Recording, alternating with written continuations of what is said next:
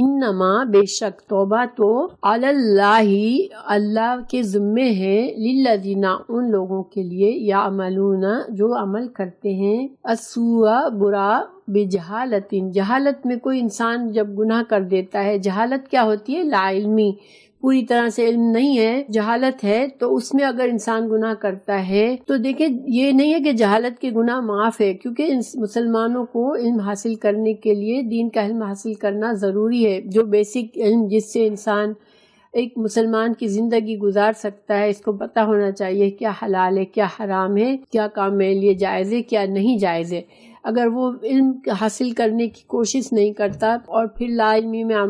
گناہ کرتا ہے تو یہ نہیں کہ اب وہ بچ جائے گا، لیکن جہالت میں گناہ کیا پھر اس کو احساس ہوا کہ نہیں یہ تو میں نے غلط کر دیا، اور جہالت کے علاوہ یہاں پر یہ بھی ہے کہ جذبات سے مغلوب ہو گیا، اس کو بھی ہم جہالت کہیں گے، کیونکہ جب جذبات انسان کے اوپر طاری ہو جاتے ہیں تو انسان کے پاس عقل ہونے کے باوجود، علم ہونے کے باوجود بھی وہ جاہل بن جاتا ہے، کیونکہ جذبات انسان کی عقل کو ڈھانپ دیتے ہیں۔ اچھا بھلا انسان جذبات سے مغلوب ہو کر ایسے کام کر جاتا ہے جو کہ اسے معلوم ہوتا ہے کہ مجھے یہ کام کرنے سے گناہ ہوگا، یہ سزا ملے گی مجھے، لیکن تو اللہ سبحانہ تعالیٰ نے یہاں دونوں صورتیں کور کی ہیں کہ اگر انسان جہالت میں یا ایسی سچویشن میں آ گیا کہ اپنے جذبات اس کے اتنے زیادہ اس پر غالب آ گئے کہ اس کو وقتی طور پر بالکل اس کی عقل نے اس کے ساتھ نہیں دیا، کیونکہ ہماری عقل ہم کو روکتی ہے گناہوں سے، برے باتوں سے، ہمارا علم اور عقل، ہمارا دماغ ہمیں روکتا ہے۔ تو ثم جب احساس ہوا گناہ کرنے کے بعد کہ یہ تو مجھے نہیں کرنا چاہیے تھا، تو وہ فوراً سے توبہ کر لے، من قریب یعنی کہ احساس ہوتے ہی فوراً سے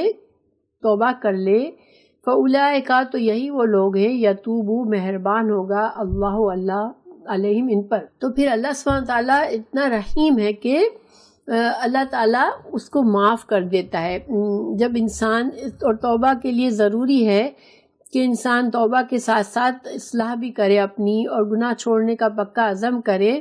کہ آئندہ میں نہیں کروں گا، اور اس کے اندر اخلاص ہو، اور اخلاص سے وہ جو بھی اس نے گناہ کیا اس کے بارے میں کچھ کر سکتا ہے، اس کی اصلاح کر سکتا ہے، اس کا ریورس کر سکتا ہے تو کرے، اللہ سبحانہ تعالیٰ سے معافی مانگے، سنسیئرلی اپنی اصلاح کا ارادہ پکا کرے، تو پھر اللہ سبحانہ تعالیٰ بھی اس کو معاف نہ کر کے فوراً سے جو پلٹتا ہے، اللہ سے معافی طلب کرتا ہے، اصلاح کرتا ہے اپنی، تو اللہ بھی اپنی رحمت، جو اللہ نے گناہ کرنے والے کے لیے اپنی رحمت ہٹا دی ہوتی ہے، اللہ اپنی رحمت سے اس بندے کی طرف پلٹتا ہے۔ اور ہم سب کو اللہ کی رحمت ہر حال میں چاہیے ہوتی ہے، کیونکہ اللہ کی رحمت ہی ہے جو ہمیں دنیا میں بھی برائیوں سے بچائے گی، اور آخرت میں بھی اللہ کی جنت بھی اللہ کی رحمت ہی ہے۔ تو ہم اللہ کی رحمت کے بہت محتاج ہیں، اور اللہ تعالیٰ بہت رحیم ہے۔ کان اللہ، اور اللہ ہے علیم، علم والا، حکمت والا۔ اللہ سبحانہ تعالیٰ ہماری کمزوریوں کو جانتا ہے، اللہ سبحانہ تعالیٰ کن حالات میں ہم نے گناہ کیا، ہم نے دل میں کیا سوچا، سب کچھ جانتا ہے، تو اور اللہ تعالیٰ حکمت والا ہے۔ اللہ سبحانہ تعالیٰ اپنی حکمت سے جس کی صحیح نیت ہے، سنسیئر نیت ہے، اس کو اللہ سبحانہ تعالیٰ فوراً سے معاف کر دیتا ہے۔ کیونکہ جب شیطان نے اللہ سے وعدہ کیا، قسم کھا کے کہ اللہ میں تیرے ان بندوں کو ناشکرہ بناؤں گا کہ تجھ سے کفر کریں گے یہ، تو اللہ تعالیٰ نے بھی اس وقت وعدہ کیا کہ میں بھی اپنے بندوں کو معاف کرتا رہوں گا جب تک میرے بندے غلطی سے پھسل کر کسی طرح سے تیرے دھوکے میں آ کر گناہ کر بیٹھیں گے، تو میں بھی ان کو معاف کرتا رہوں گا جب تک وہ مجھ سے معافی مانگیں گے۔ تو 100 بار بھی انسان معافی مانگ لے اللہ معاف کر دیتا ہے، لیکن انسان کو چاہیے کہ گناہ پر اصرار نہ کرے۔ چھوٹے گناہ پر اصرار کرتے رہنے سے وہ گناہ کبیرہ بن جاتے ہیں، اور گناہ کبیرہ کی حالت میں انسان مرتا ہے تو پھر اس کے لیے عذاب حق ہو جاتا ہے۔ تو انسان کو ڈرنا چاہیے، بچنا چاہیے، اور مومن وہی ہوتا ہے جو